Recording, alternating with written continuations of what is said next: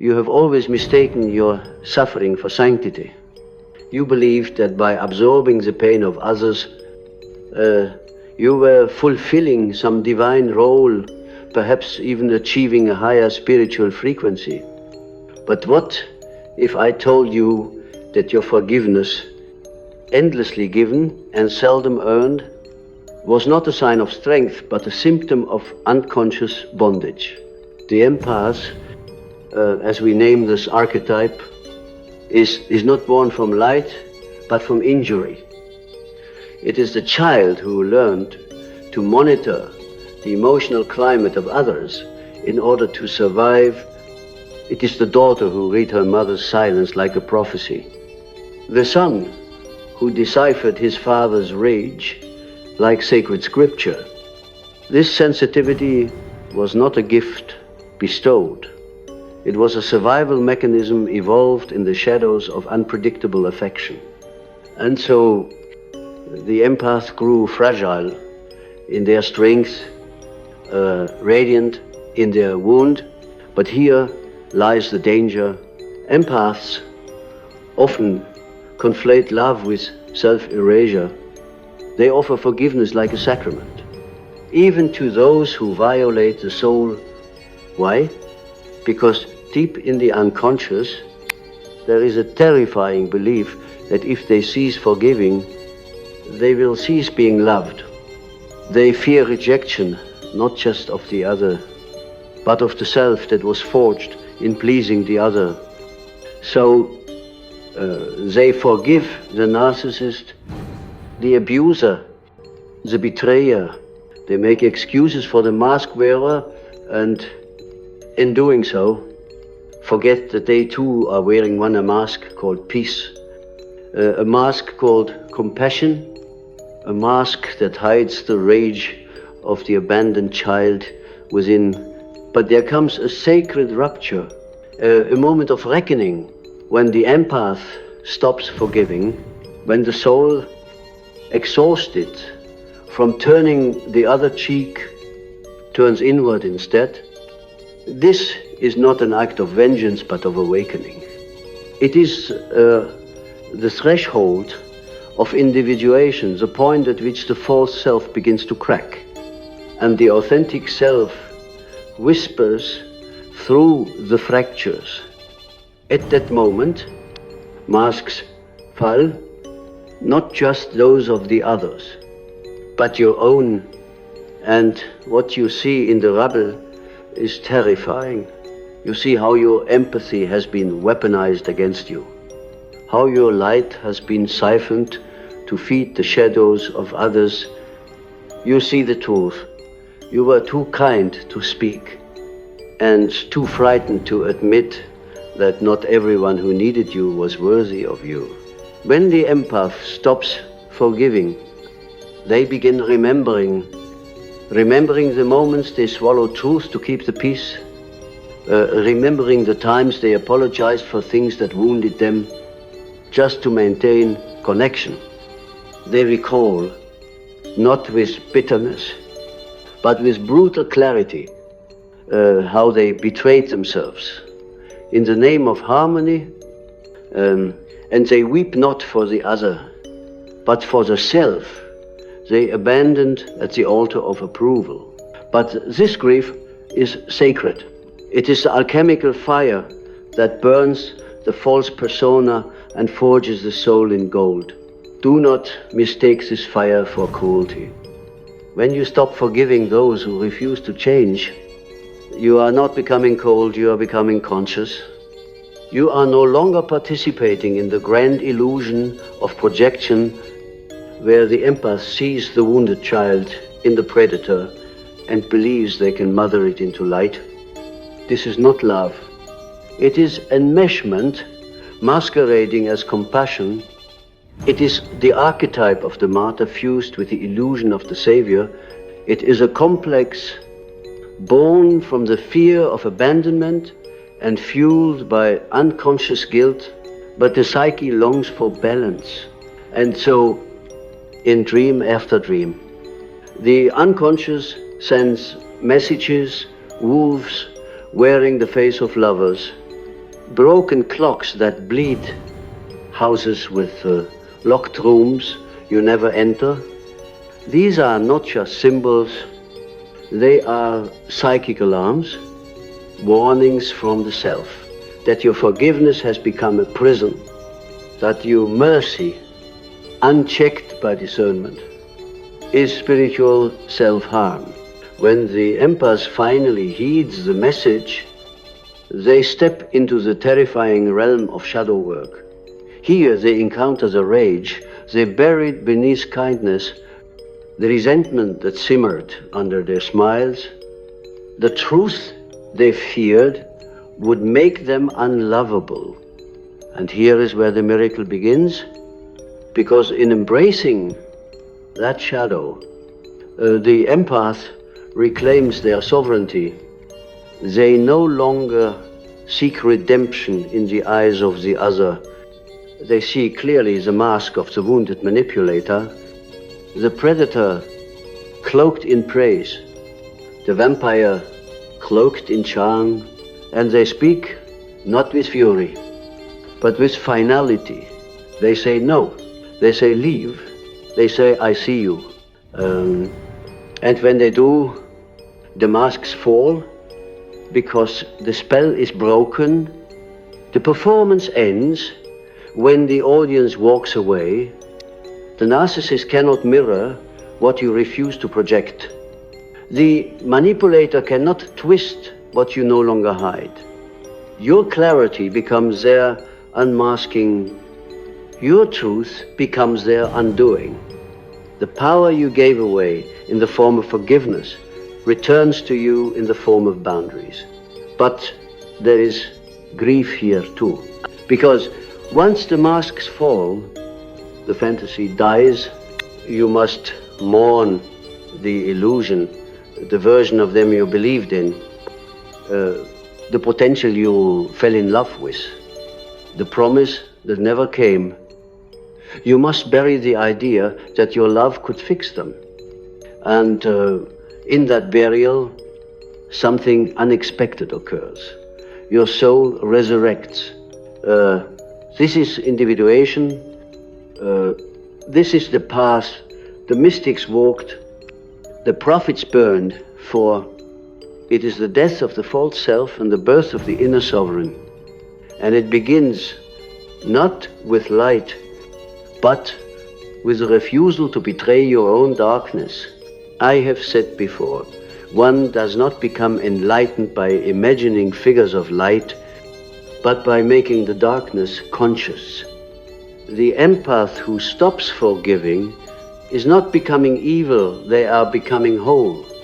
They are integrating the parts of themselves they were taught to suppress, and in doing so, they become terrifying, not because they harm, but because they no longer tolerate harm.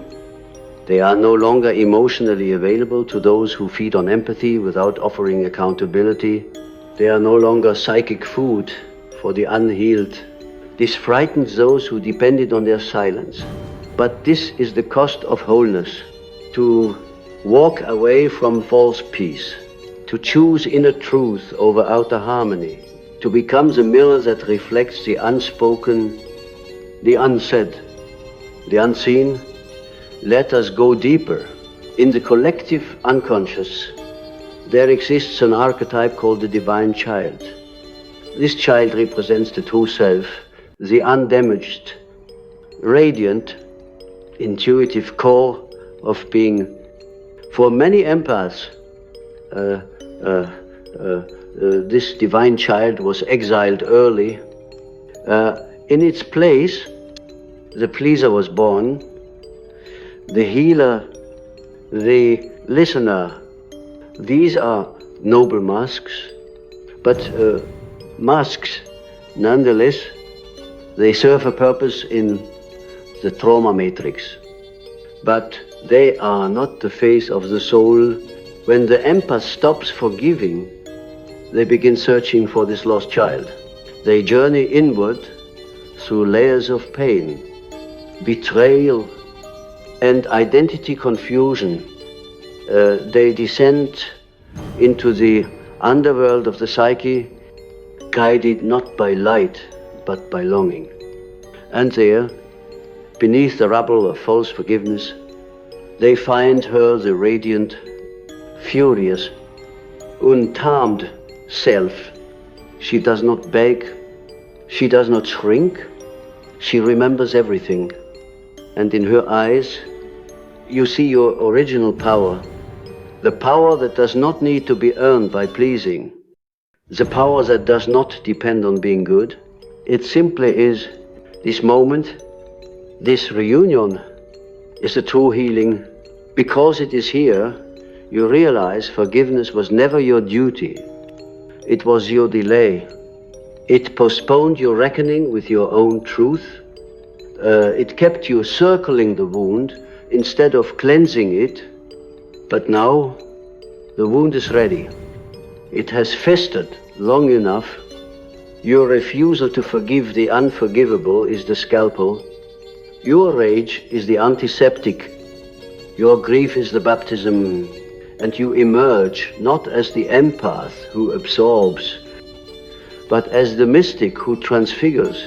You no longer forgive in order to keep the peace. You forgive when the soul is ready. When the wound has spoken, when the truth has been honored, not a moment sooner. This is divine timing. Not emotional obligation. The psyche heals on its own clock.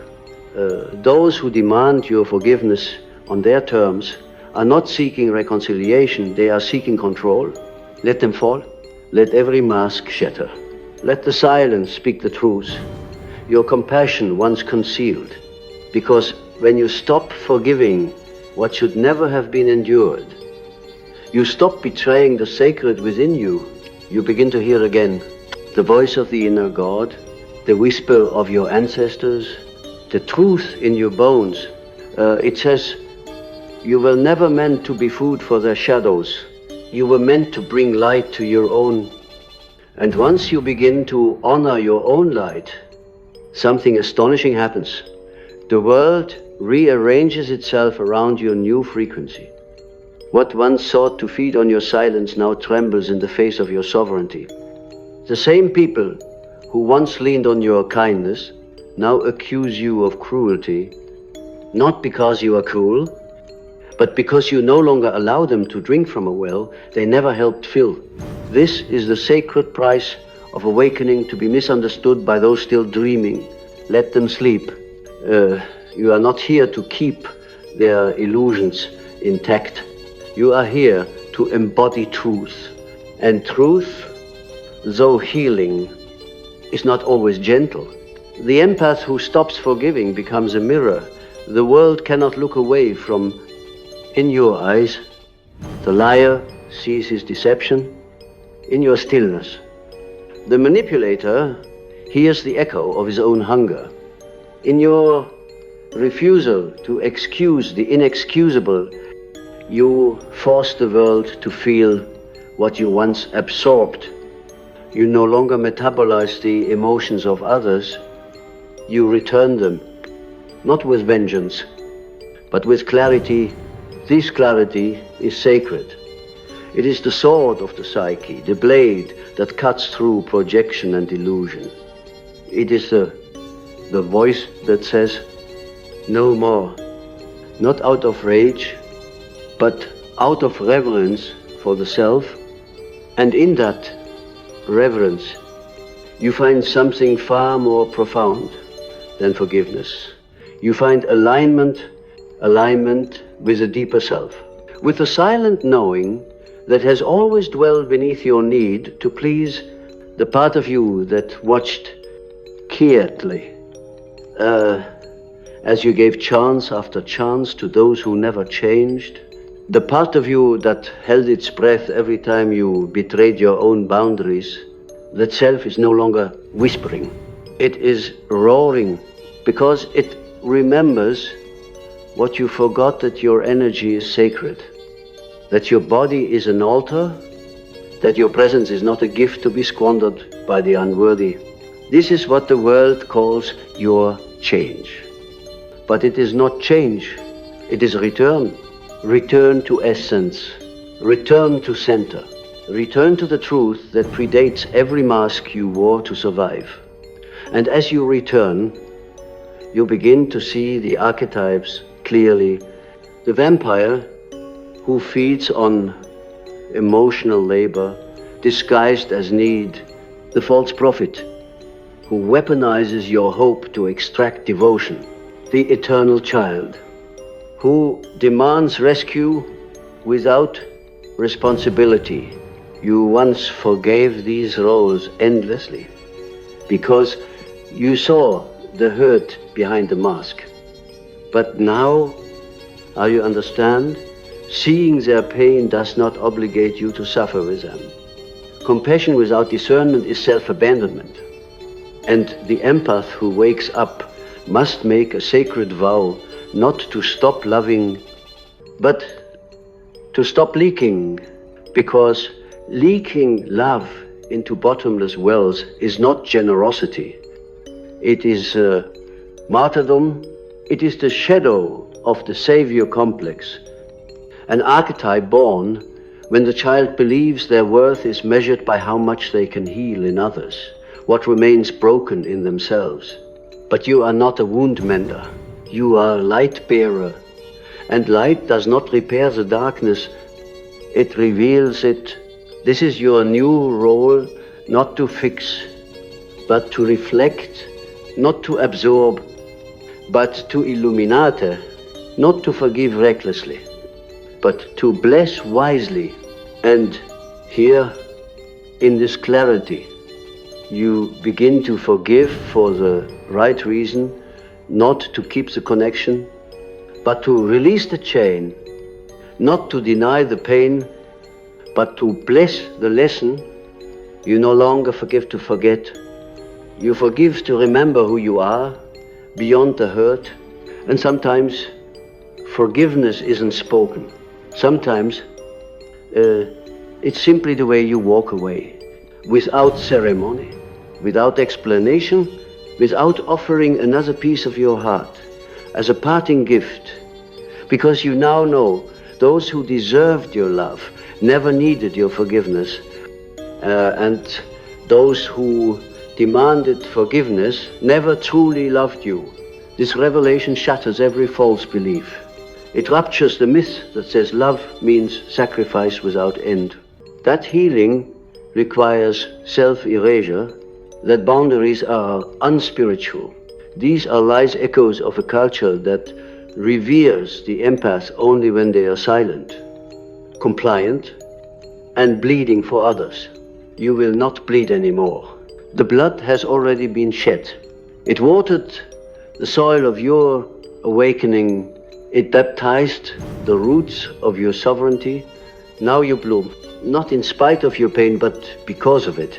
Because every betrayal was a mirror, every wound a doorway, every silence a teacher, and in the end, the greatest forgiveness you offer is not to them, but to yourself. You forgive yourself for mistaking trauma for destiny, for calling emotional starvation unconditional love, for confusing projection with prophecy. You forgive yourself for the years you stayed, for the nights you swallowed your voice, for the smiles that hid your screams. And in that self-forgiveness, a miracle unfolds. The masks fall from your own face. You see yourself not as the empath, not as the fixer, not as the forgiver, but as the sovereign soul who endured enough illusion to finally remember the truth. And the truth is this: you never needed their approval, you never needed their love, you never needed to be understood. You only ever needed to remember that your soul is not here to serve the shadows of others. It is here to shine, to speak, to walk in truth, even when the world demands your silence. And if that truth frightens them, so be it. Let every false connection fall. Let every unearned bond break. Let every mask shatter in the light of your becoming. Because the empath who stops forgiving becomes something dangerous, not to others, but to every system built on control, guilt, and emotional debt. You become a rebel in the soul's revolution, a prophet of the sacred, no, a lighthouse for those still drowning in codependency. And in your presence, others begin to awaken, not because you save them, but because you stop shielding them from the truth. And the truth, when spoken with clarity and compassion, does not destroy it, liberates. So speak it, even if your voice shakes, even if they leave, even if you stand alone, because the self has waited lifetimes for this moment to be seen, to be heard, to be obeyed. And when you finally obey your soul more than the stories you were taught, the masks fall not only from others, but from existence itself. You begin to see clearly the patterns, the illusions, the ancestral scripts. You stop dancing the trauma choreography passed down through generations. You burn the roles, you write new ones, not from pain, but from power, not from fear, but from freedom. This is what I meant when I said that individuation is not a path of comfort. It is a path of fire. It scorches every lie you've mistaken for love. It incinerates every apology you made for your own truth. And it leaves behind only what is real, you, unmasked, unyielding, unforgiving, not in spite, but in sacred clarity. This is the paradox, that when you stop forgiving in the way the world demands, you finally touch the true forgiveness the soul has been aching for. Not the forgiveness that binds you to the one who hurt you, but the forgiveness that sets you free. There is an ancient knowledge that returns to you the moment you stop performing love. This knowledge does not arrive in words, it arrives in symbols, in dreams, in the mysterious language of the unconscious. The soul speaks not in sentences, but in images, and when the empath seizes the compulsion to forgive as a survival tactic, the psyche begins to speak louder than ever before. You start to dream of keys and locked doors, of bridges collapsing behind you, of mirrors that show not faces but flames. These are not arbitrary, they are revelations. The locked door is the boundary you never claimed.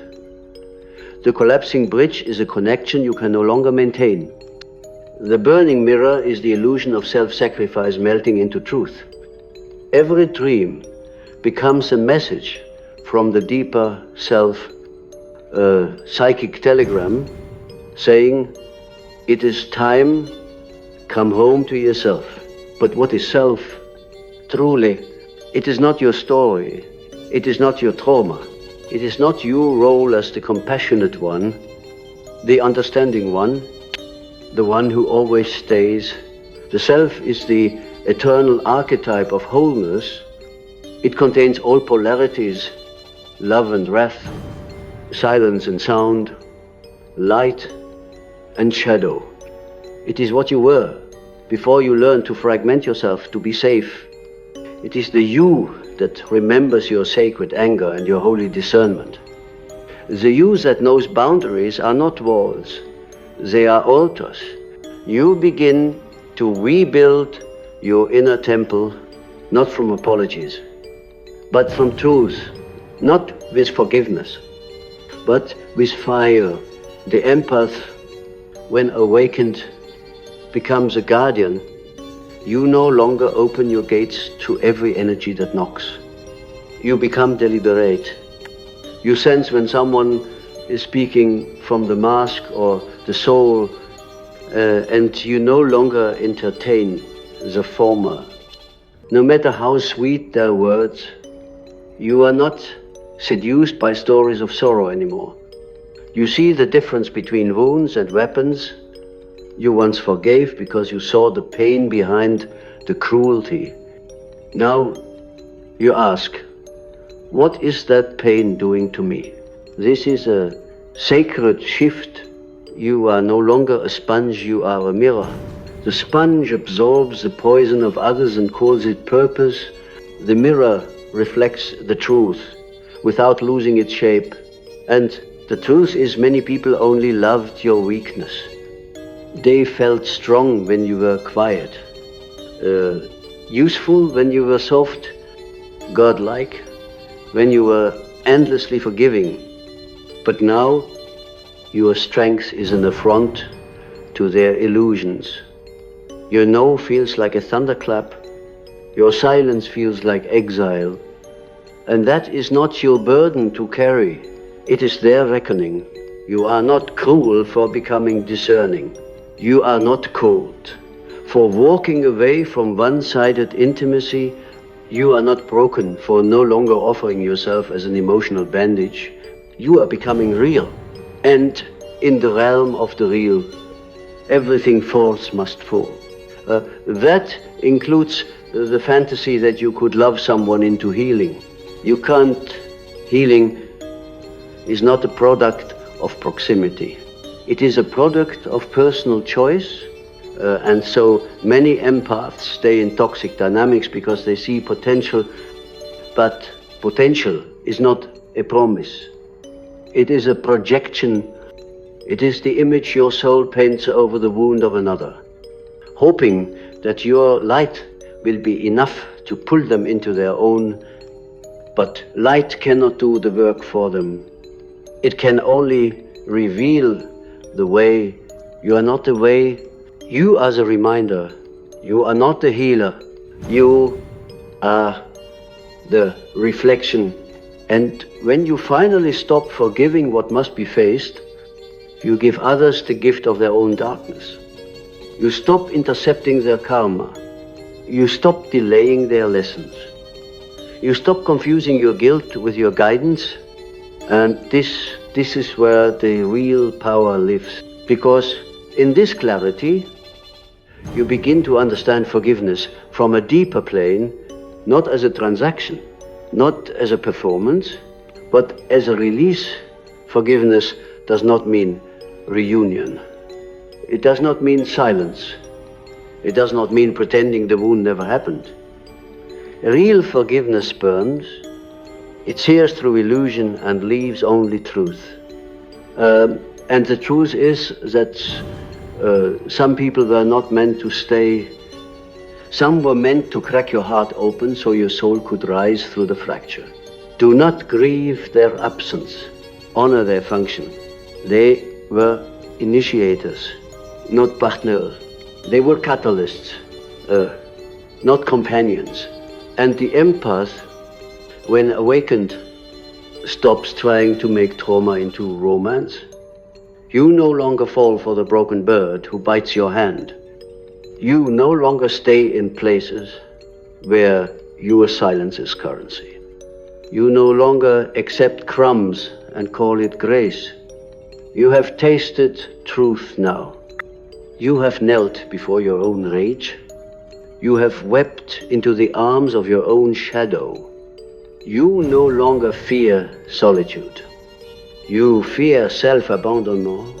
So when someone asks, why can't you just forgive me? You answer with sacred honesty. Because forgiveness is not mine to give, it is yours to earn. And if they cannot hold the weight of your boundaries, they never deserved the warmth of your empathy. Let them fall. Let them label you as harsh, unforgiving, arrogant. Let the narratives twist, because the truth cannot be tarnished by perception. You are not who they remember. You are who you have reclaimed, and your reclamation is holy. It is the return of the sacred no, the reappearance of the buried self, the awakening of the divine mirror who reflects without apology. This is not bitterness. This is resurrection. You no longer carry the cross of everyone else's redemption. You let them meet their own reflection. You stop being the detour from their accountability. You become the altar where only truth is allowed to kneel. And yes, the path gets lonelier before it gets lighter. You will lose many who fed off the version of you that was always available, always agreeable, always in emotional debt. But what you gain is priceless yourself, unmasked, unmoved, unbreakable. And in that stillness, in that clarity, in that radiant sovereignty, the right ones come, the ones who don't need you to be weak, to feel strong, the ones who see your light and bow to it, not harvest it, the ones who come not to take, but to co-create, and you know them by how your nervous system rests in their presence, by how your intuition expands, not shrinks, by how truth flows between you, like an unfiltered stream. This is the reward of sacred clarity, not peace with everyone, but peace with yourself. And in that peace, you discover something deeper than forgiveness. You discover self-loyalty. And self-loyalty, dear soul, is the final stage of healing. Self-loyalty is the vow you make to never abandon your truth again. It is the quiet but mighty covenant with the self, forged not in moments of triumph, but in the raw aftermath of betrayal. You do not arrive at this place of wholeness by chance. You arrive because your soul was broken open again and again until it remembered its original shape. And that shape was never built to carry the weight of everyone's unhealed wounds. It was built to reflect the divine. You, who were once the empath pleading for peace, now become the mystic, who knows that peace does not come from external validation. It emerges from internal alignment. You begin to realize that some of the deepest forgiveness you will ever experience is a forgiveness of your own complicity in your suffering. Not as blame, but as awakening. You see how you stayed in places that asked you to shrink, how you silenced yourself in relationships that fed on your suppression. You acknowledge your role, not to shame yourself, but to free yourself, because awareness is liberation. And liberation is not painless. To become free, you must let every illusion burn. You must look in the mirror and admit that you built connections on hope, not reality. That you gave your loyalty to masks, not souls. That you confused consistency with love, and in doing so, you stopped loving yourself. That is the wound beneath the wound, the one that forgiveness cannot touch. Only self-honesty can, but when you touch it, when you finally say, I see you, to your own abandoned self, a tectonic shift unfolds, the psyche rearranges, the shadow integrates, the mask drops, and the soul begins to pulse with something ancient and electric. It is not empathy, it is not even forgiveness. It is presence, pure, unapologetic, sovereign presence. You begin to live from the center instead of the edges, from the core instead of the cracks. And that presence becomes your new language. You speak less, but say more. You do less, but impact more. You give less, but everything you give is sacred. No longer diluted by fear, your love becomes a fire that only the courageous can hold, and many will not.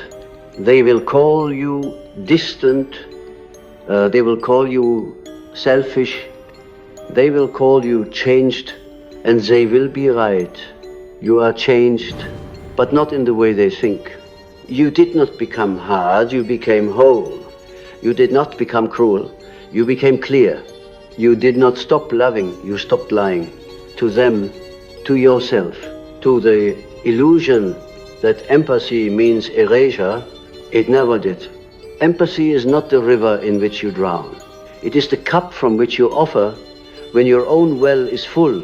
Anything less is not empathy. It is self-abandonment disguised as love. And the world does not need more abandoned selves. It needs embodied souls. The empath who stops forgiving becomes this embodiment. You become the one who walks into a room and shifts the atmosphere, not because you are agreeable, but because you are authentic. You are no longer the emotional sponge, you are the emotional compass. Your presence makes the masks fall because your energy no longer entertains them. And the world, unaccustomed to truth without apology, will resist. It will push back. It will try to seduce you into old patterns with flattery. Guilt shows, but you no longer dance for breadcrumbs. You feast on truth. You drink from the well of your own knowing. And in that knowing, the most powerful healing unfolds not just for you, but for those around you. Because when you refuse to participate in dysfunction, you expose it. When you refuse to absorb someone's rage, they are left to feel it. When you say no with sacred calm, you invite others to meet themselves. This is what healing truly is. Not fixing others, but becoming so whole that your presence is medicine, so honest that your silence is a sermon, so sovereign that your no is a mirror in which others finally see their patterns. You are not a forgiver anymore. You are a revealer. And revelation is the beginning of transformation, but let us speak of grief again. For it is the final gate. You will grieve what you lose when you stop forgiving everyone. You will grieve the versions of yourself that kept the peace at all costs. You will grieve the relationships built on unspoken resentment. You will grieve the mask that once made you lovable to the emotionally unavailable. Let the grief come. Do not resist it. Grief is the echo of detachment. It means you loved. It means you stayed too long. It means you hoped. And now it means you are free, free to love in a new way. Not as currency, not as performance, but as essence. You love now because you are full, not because you are afraid. You give now from overflow, not obligation. You serve now from truth, not trauma.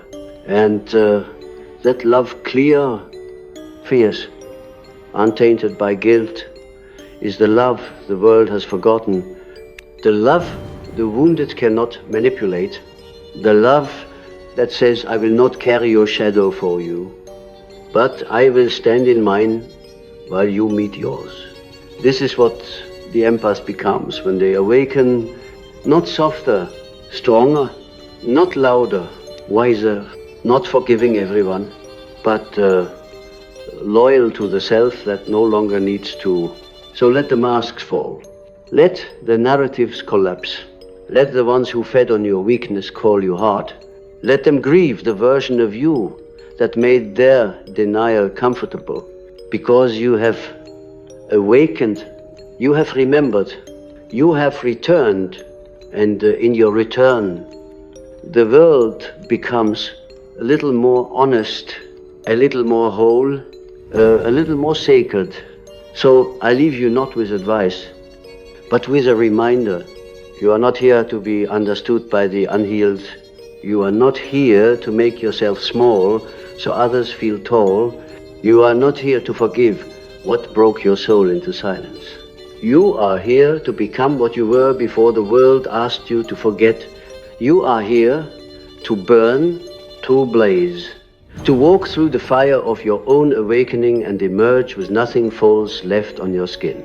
Because when the Empath stops forgiving, the soul begins speaking, and the masks fall not as punishment, but as prophecy fulfilled, as the sacred unraveling of illusion, as the beginning of truth, and the return of you.